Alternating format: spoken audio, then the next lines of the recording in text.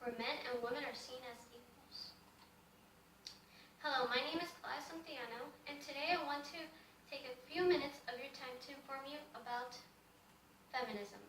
Feminism is the support of women's rights based on political, social, and economic equality to men. In more detail, I would like to talk about how over time feminism has experienced three waves, or time periods, each one holding different outcomes. As most of you are aware, history is what shapes our future. With that in mind, knowledge of the three waves of feminism can help us shape the next wave that is yet to come. For the past few months, I have been taking a class called Women and Films. In this class, I have been learning all about feminism and its purpose and effect on society. I have also done a lot of research regarding the aspects of each wave that has occurred throughout history. I will present information on the main aspects of each wave that has occurred, as well as mentioning films that support these ideas. The time from 1848 to 1960, it is known as the first wave of feminism, the commencement of feminist activity around the world. Here in the United States, before the Civil War, the role of women in society was different than it is today. Women were expected to stay home, to take care of their children, and perform household chores, while the men were considered the providers. However, post-Civil War, this ideology began to shift as women started to enter the workforce. This significantly promoted a sense of freedom for these women, and not only that, but more legal rights were given to women during this time. Although this was a great opportunity for women, men still wanted to call the shots.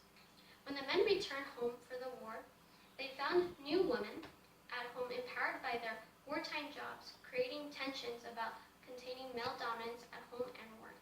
Because of hegemonic masculinity, the idea that men hold a dominant social position within society and that women are subordinate to men started to lose grasp of dominance towards women.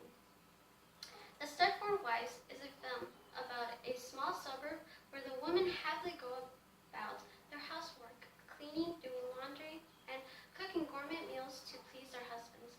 Unfortunately, Bobby and Joanna discover that the village wives have been replaced with robots. Although this film was created in the second wave, it depicts how women should only be the perfect housewife and be subordinate to a husband. First wave feminists were threatening to men for more reasons than one. Their heroic striving for gender parity in the home, the workplace, and the law challenged and changed male domination forever. And once entering into the second wave, the control that men had on women diminishes even more. From 1960 to 1990, it is known as the second wave of feminism, or the new age of activism. Post-feminism. What might that be? According to Radner, post-feminism is a discourse or an ideology about how the world is organized, a creation to the second wave of feminism, which strives for a society that is free from gender binaries and gender roles. The key here in this time in history is, in the first wave of feminism, women went from no choices to some choices. But by the second wave of feminism, women had a wider range of choices. Let's take the film Grease, for example. Sandy realizes she has to make a decision, a choice, if she is to gain the attention of Danny. Some possible ways the director can depict choice is by changing the costume role, hairdo, or makeup. Although society has characterized gender roles, it doesn't mean you have to follow the social norms. Once given the choice, you have the freedom to decide for yourself what you want to do, how to say it, how to behave, etc., which leads me to the next point, third wave of feminism. The third wave of feminism started from 1990 until present day.